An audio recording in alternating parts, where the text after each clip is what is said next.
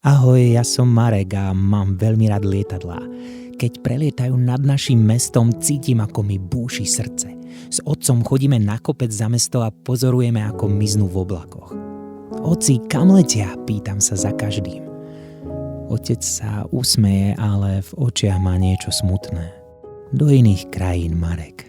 Tam, kam my nemôžeme. A prečo nemôžeme? Chvíľu mlčí, len sleduje oblohu, kde sa lietadlo stráca v bielej čiare.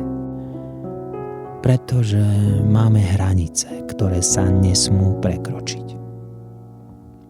Doma sa pýtam mami, či bola niekedy pri mori. Nie, povie a pohľadí ma po vlasoch. Potrebovala by som na to povolenie. Povolenie. Slovo, ktoré vonia ako zamknuté dvere. Večer si ľahnem do postele a počúvam vzdialený hukot lietadiel.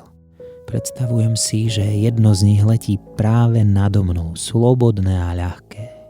A ja len stojím na zemi a pozerám sa za ním.